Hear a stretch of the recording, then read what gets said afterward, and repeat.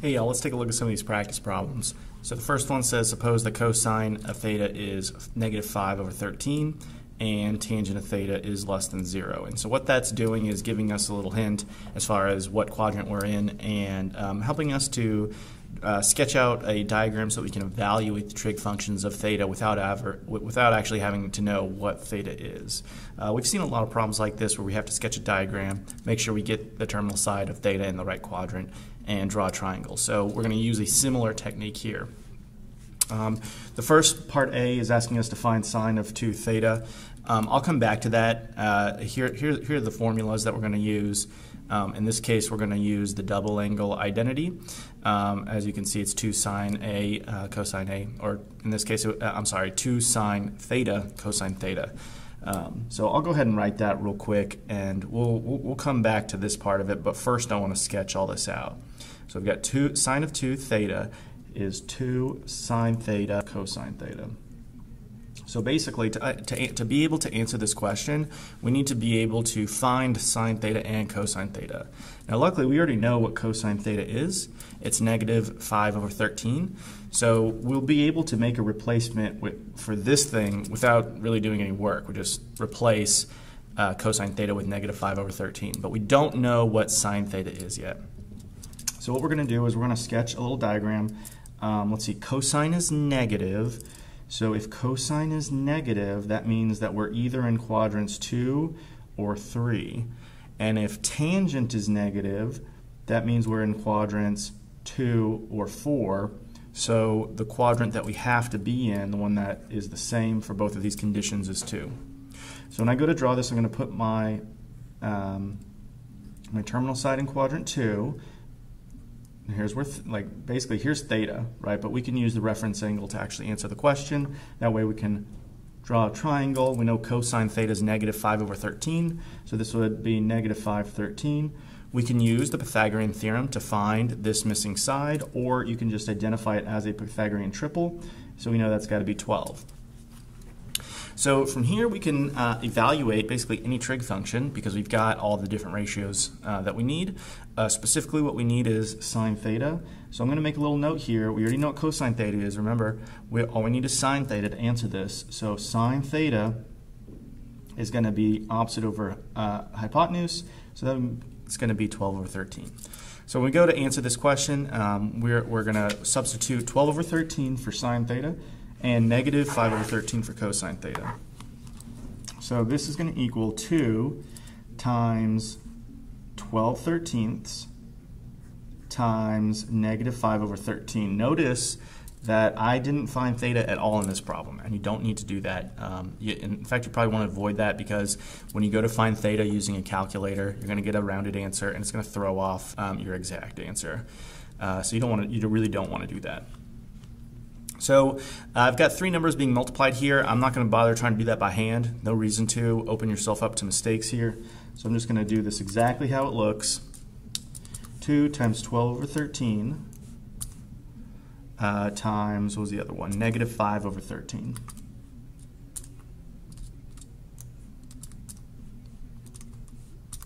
Okay. Hit enter and we get -120/169.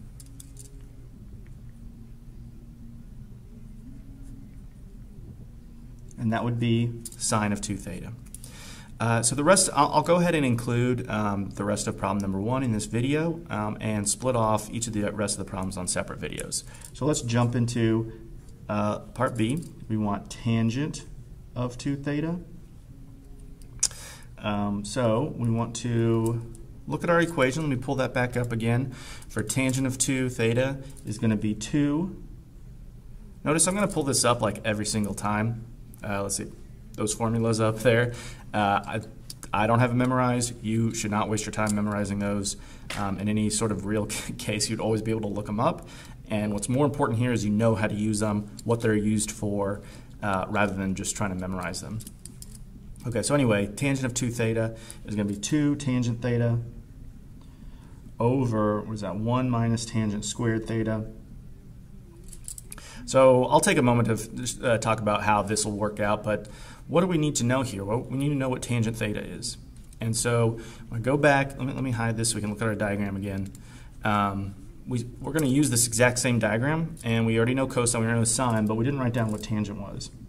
So in this case, tangent of theta, which is opposite over adjacent, would be negative 12/5. And so now what I can do is replace every instance of tangent theta with negative 12/5, throw it all in my calculator and get an answer.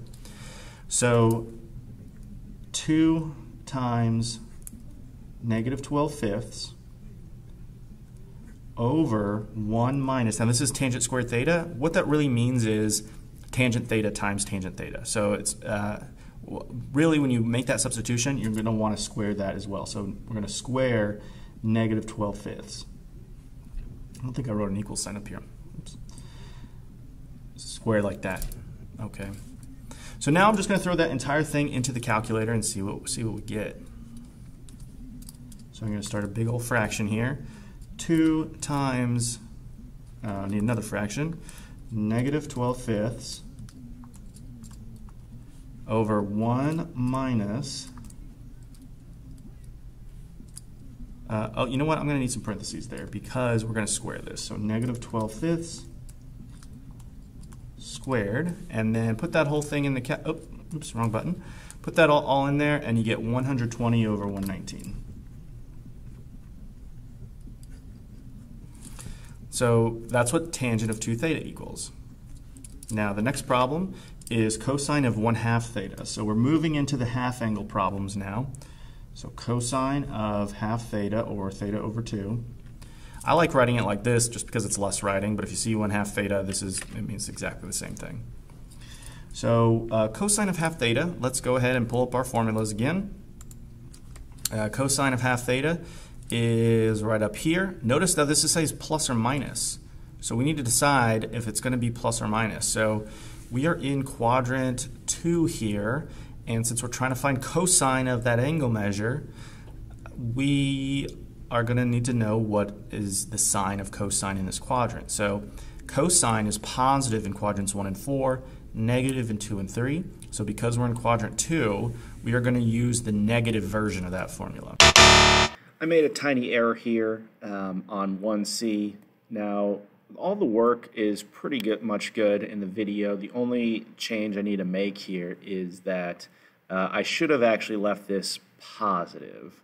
Okay, since theta is in quadrant 2, half theta must be in quadrant 1. So even though cosine is negative in quadrant 2, which is where theta lies, we are actually trying to evaluate cosine of half theta, or theta over 2.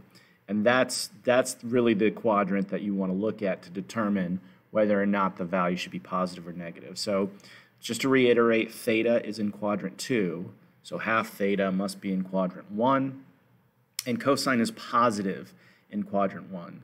So yeah, we should get the same answer as in the video, but it should be positive, not negative. Part D says that we've got sine of half theta. So very similar problem here. I'm going to pull up the old formulas. So sine of theta over 2 is going to be, okay, so we're going to make another decision, plus or minus. So we're still in quadrant 2 here, and sine is positive in quadrant 2, so we're going to use the positive version of this formula.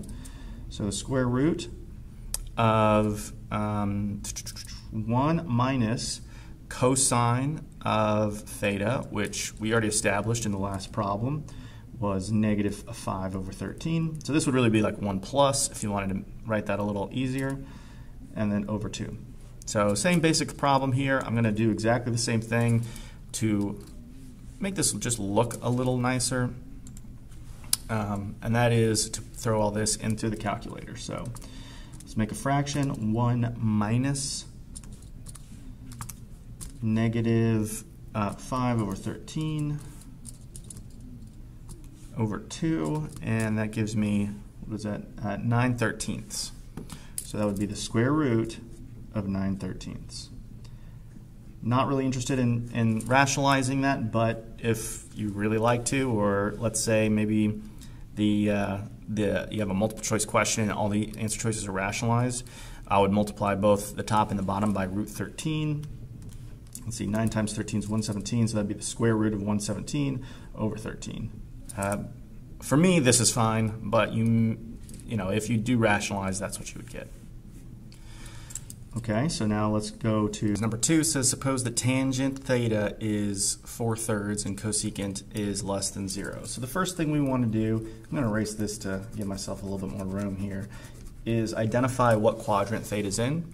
We don't need to know exactly what theta is, but we do need to know what quadrant it's in to establish signs and things like that. Little problem here, that should be cosecant theta. Okay, so if tangent of theta is 4/3, that means tangent is positive. Tangent is positive in quadrants 1 and 3. So we're either going to be in 1 and 3, according to this piece of information. This one says cosecant is negative, and cosecant is negative everywhere where sine, its reciprocal function, is negative. So sine is negative in quadrants 3 and 4.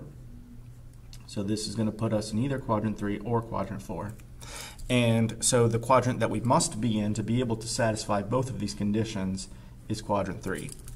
So we're in quadrant 3. I'm going to go ahead and sketch out a little diagram with theta being, so theta's right here, but we are going to use the reference angle to be able to solve this one.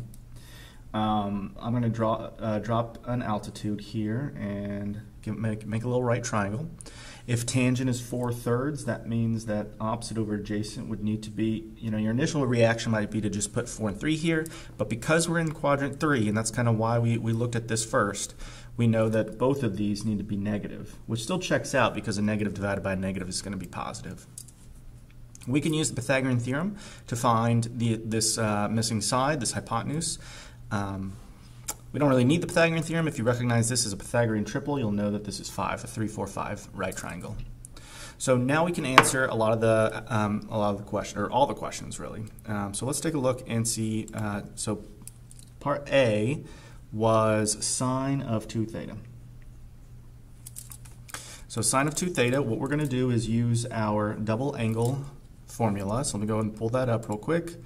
Sine of 2 theta is, I'll put this down so we can see exactly what I'm writing here, is, let's see here, we got 2 sine theta times cosine theta. So what we need to do is actually find what sine theta and cosine theta are. They're not explicitly given, but we can use the diagram that we made over here to figure that out. So I'm just going to write this out to the side. Sine of theta, which is opposite over hypotenuse, would be negative 4/5. Cosine of theta would be negative 3/5. So I can substitute those values in for sine and for cosine. So I get 2 times negative 4/5 times negative 3/5. And this one you probably could get away without using a calculator. I tend to just use the calculator anyway, just to make sure I'm doing it right. Don't want to make any arithmetic errors here if I don't have to. So negative 4/5, oh, not 45. Come on, there you go. 4/5, okay, all right. I'm going a little too fast here. Let's just slow it down a little bit. And times negative 3/5. And we get our answer of 24 over 25. And so that would be our answer to A. So that is the value of sine 2 theta. Notice we have not found theta. It has not asked us to find theta. That will ask us to find theta, or at least to estimate theta as the last part of this problem. But to answer any of these, you don't actually need to know what it is. So let's look at B. That's cosine of 2 theta. I'm going to take a quick look at my formulas. So we've got some options here. You can pick any of these options. It doesn't really make a huge difference which one you pick. They're all equivalent. So I'm going to go with the last one. Pretty arbitrarily here. I'm not really making that decision because I think this one's going to be easier or more efficient or anything like that. I just kind of like this one, so I'm going to go with this one. So 2 times cosine theta squared. So cosine theta we've already established. We established that over here, right? Cosine theta is negative 3/5, and we're going to square that. Minus 1 And so again, we're going to put this in the calculator. A lot of calculator usage here just to take care of the arithmetic part of it. You should be able to take care of the trigonometry part of it, but the arithmetic part of it, nah, let the calculator do the calculating. So -3/5, and we're going to square that, -1, and there we go, -7/25.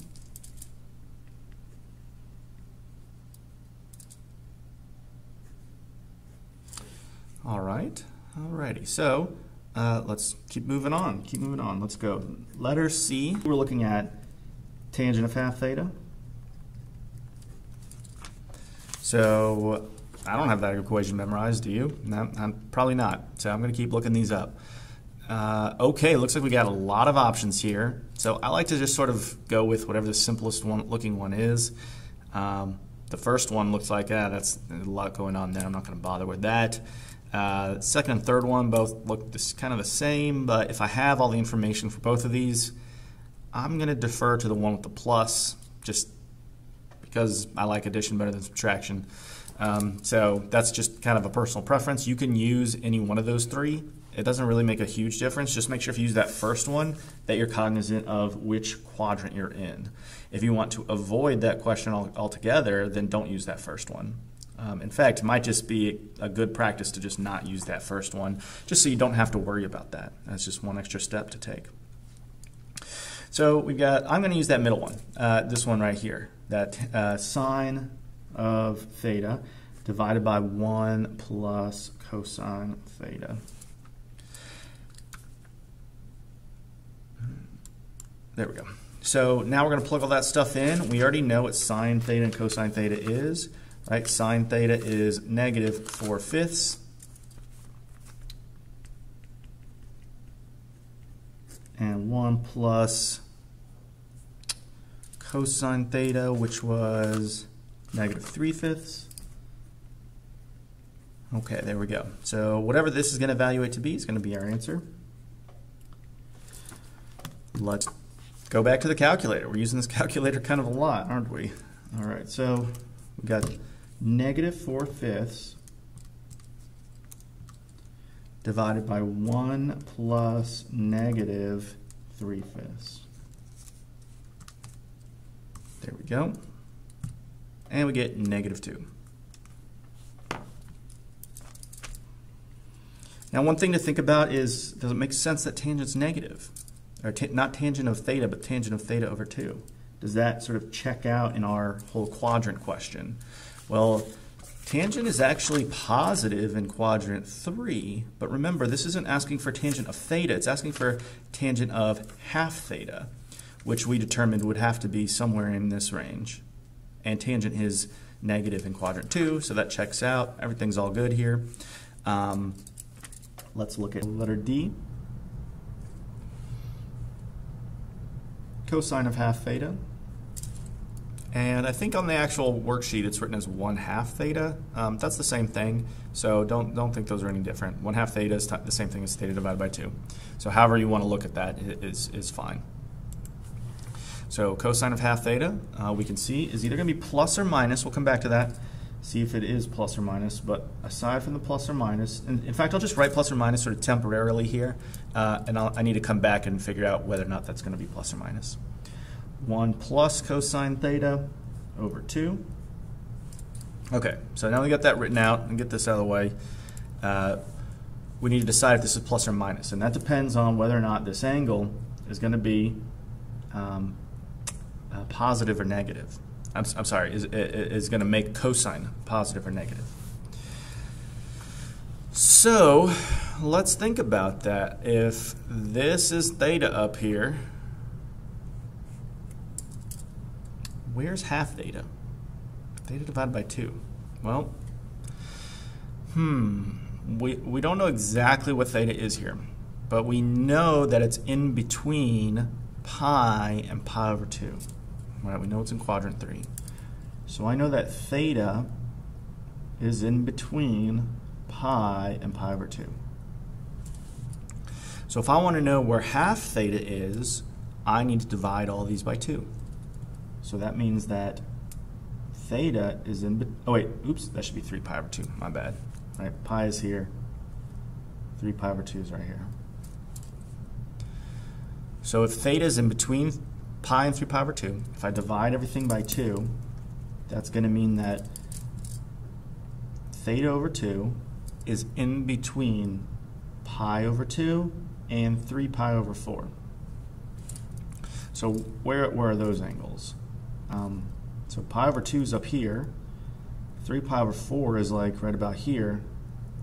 So we don't really care exactly where it is, but we can see that that is in quadrant 2. So you got to be a little careful here. You're not going to base this answer based on where this angle measure is, but in fact we're going to look at where theta over 2 is. So you got to do a little extra scratch work to figure out where that is. So we know we're in quadrant 2, and quadrant 2 cosine is negative. So what's kind of interesting with this problem, and I would not generalize this at all because it's not always true, but even if we had made a mistake and looked for theta here, cosine's negative down here in quadrant 3 as well. Again, like if this were a sine question, it would be different because sine's negative down here but positive up here, but cosine is negative in both quadrants. So you could, if you didn't catch that, you could walk away with the right answer even though you did not think through the problem correctly. All right, anyway, so here we go. We're going to now plug everything in here. We've got negative the square root of 1 plus negative 3/5 over 2. I'm going to let the calculator handle not everything here because I don't want to throw in the square root because then it's just going to spit out a decimal.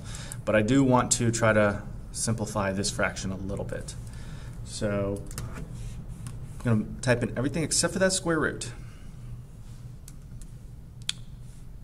1 plus negative 3/5 over 2 is 1/5. Okay, so that's going to be negative square root of 1/5. And if you leave your answer like that, I'm totally fine with that. You could simplify this a little bit, like square root of 1 is 1. So you have negative 1 over root 5. And you could even rationalize the denominator pretty easily here, multiplied by root 5, so you get negative root 5 over 5. Both of those would be correct too. I'm fine with this answer, but you never know if you're given a multiple choice question. It may not give it to you like this. It may be totally simplified out, so you might want to just kind of just practice that, even if it's not that big a deal. All right, for number 3, now we're moving into a little bit of more difficult territory here where we're going to have to use these identities that we've learned in conjunction with what we've learned about solving these trig equations. So it's really kind of pulling this whole unit together. So let's go ahead and take a look at the first one. 2 times cosine squared x minus 2 times sine squared x equals negative root 3. So the first thing I'm going to do is I'm going to factor out this 2 and see what that gives me with the cosine squared minus sine squared.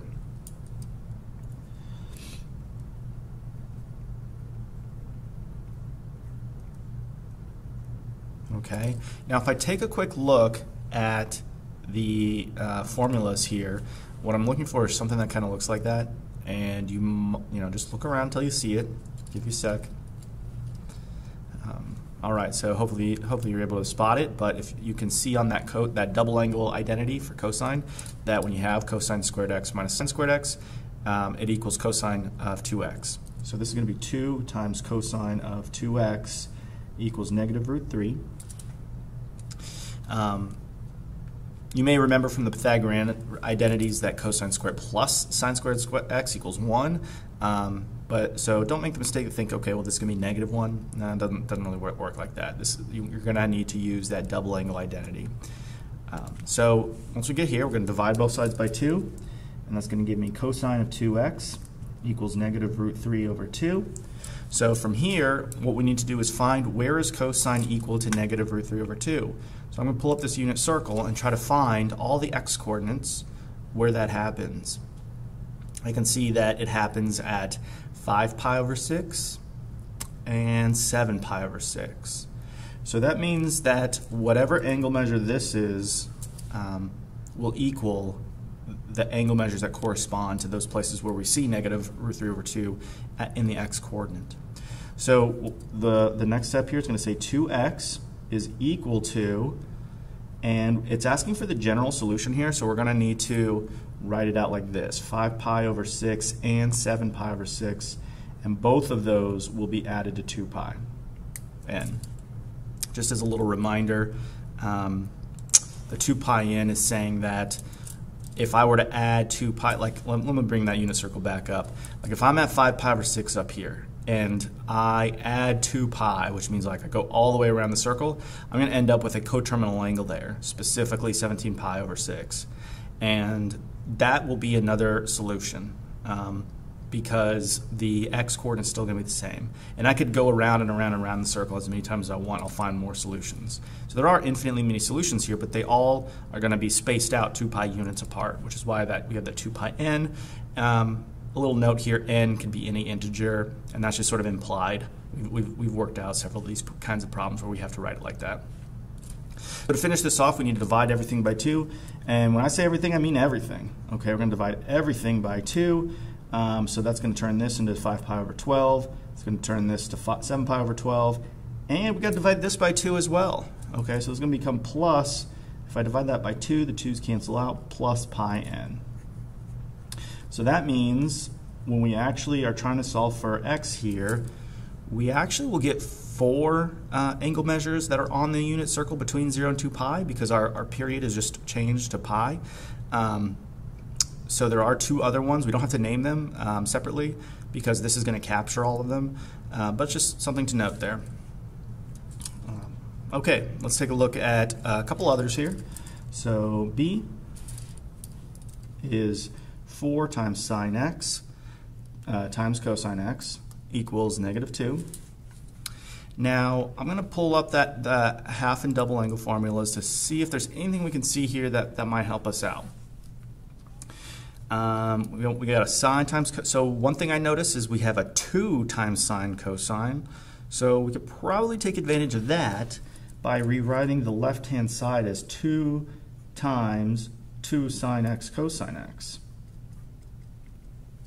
All right, and dividing both sides by 2 is going to be 2 sine x cosine x equals -1.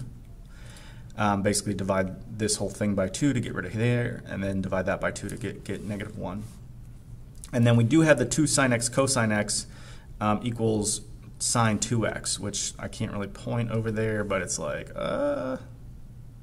right about there. Okay, I don't know, you can't really see that. So anyway, so this is going to be sine of 2x. So now hopefully you're starting to see why it'd be nice to, or why it's sort of advantageous to have these different forms of these identities, because when you start solving these equations, they might look like this, or they might look like the other form. I guess sine of 2 theta doesn't really have another one, but like for cosine 2 theta, you might be on the lookout for any of those forms. So where does sine of theta equal 1? Let's pull up our good friend, the unit circle. If you can't remember, sine of theta equals -1 at 3 pi over 2. So that means 2x is going to be equal to 3 pi over 2 plus 2 pi n. You can write the little set brackets here. You don't need them because there's only one number here, but if you're used to doing it, that's fine. Divide everything by 2, and I get x equals 3 pi over 4 plus pi n. So that's B. All right, finally, number 5, we're really getting to the meat of why we deal with these sum and difference, half and double angle identities, is so that we can evaluate something like this. So that if we're given an angle measure that's not one of those common angles that we see around the unit circle, we can still evaluate trig functions with those as the arguments. And so what we have to do is be a little creative in how we write this particular angle measure. So what I'm going to do, there's a few different ways on how you can handle this, but I think the easiest way here is to use a half angle identity, and that's because I recognize that pi over 8 is half of one of those common angle measures, specifically pi over 4. So I can rewrite this as like tangent of pi over 4 over 2. So this is like my theta over 2. And when I look at that half angle identity, what I'm looking for is, to use one of these, and where the theta, or in this case the A, is pi over 4. So I can evaluate something like cosine of pi over 4, sine of pi over 4, no problem. I'm going to use, I still like to avoid that plus or minus business, so I'm going to go with this last one. On one of the previous problems I did the middle one, so let's use that last one. So that's going to be, so this is going to equal 1 minus cosine of pi over 4 over sine of pi over 4. So this is going to simplify as long as you know your unit circle, shouldn't be a big deal. Pi over 4, the coordinate is root 2 over 2, comma root 2 over 2.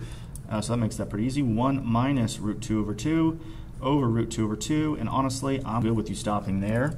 You definitely can go a little further if you really want. This could be like 2 over 2. So it'd be like 2 minus root 2 over 2 over root 2 over 2. Let these two 2's cancel out, and you get 2 minus root 2 over root 2. You can see this kind of gets pretty messy. Then you could rationalize potentially and multiply by root 2 over root 2. And so that would be, let's see, root 2 times that. So that would be 2 root 2 minus root 2 times root 2 would be just 2. And then you could even go further. Wow, this one gets pretty wild here. And you get, all the 2's will reduce, so that'll just be root 2 minus 1.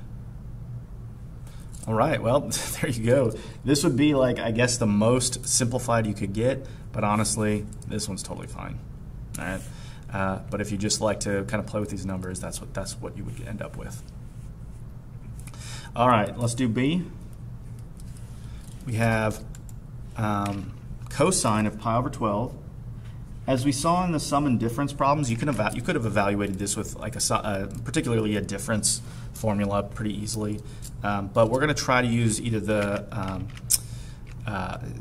half or double angles here. And what I noticed is that pi over 12 is half of pi over 6. So that's what I'm going to go with here. So this is going to equal cosine of pi over 12 divided by, pi over 6 divided by 2. And what we're trying to make it equal is pi over 12. So I'm going to look at, let's take a look at my formulas here.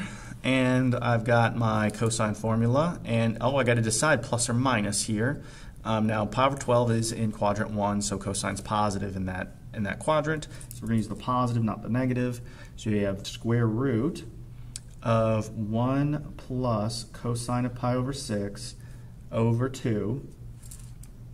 Cosine over pi over 6, let's take a quick look at our unit circle, would be root 3 over 2. So we've got the square root of 1 plus root 3 over 2 over 2. I'm good there. You're done. Again, you could take this a little bit further, finding common denominators and all that stuff. And I guess it couldn't hurt to just, as an exercise, do that, but you don't really need to. Okay, don't get stressed out about that. That'd be 2 over 2, so that'd be like 2 plus root 3 over 2, all divided by 2. 2 divided by 2, let's see, if I divide by 2 twice, it's the same thing as dividing by 4. So that would be the square root of 2 plus root 3 over 4. That's pretty much as far as you can go there. Oh, I guess I could, I could take the square root of 4 there and get square root of 2 plus a square root of 3. Now that's an embedded square root there. So just, you don't want to cut off that larger one. And that's over 2. So this is, I guess, as far as you could get here. Although, again, once you just evaluate that, I'm good with that being done. Okay, so finally, see, this is the last problem on the practice here. We've got sine of 3 pi over 8, which, as you can imagine, is half of 3 pi over 4. So sine of 3 pi over 4 divided by 2. So we're going to use that sine half angle formula. So let's go ahead and pull up our formulas here. Oh, I just killed the dot cam. There we go. Too many buttons to worry about. All right, so we've got Where is it? Okay, so, we got to decide. Okay, so we're in quadrant 1. Sine is positive in quadrant 1, so we're going to use the positive version of that. And we've got 1 minus cosine again. Okay, really love the cosines.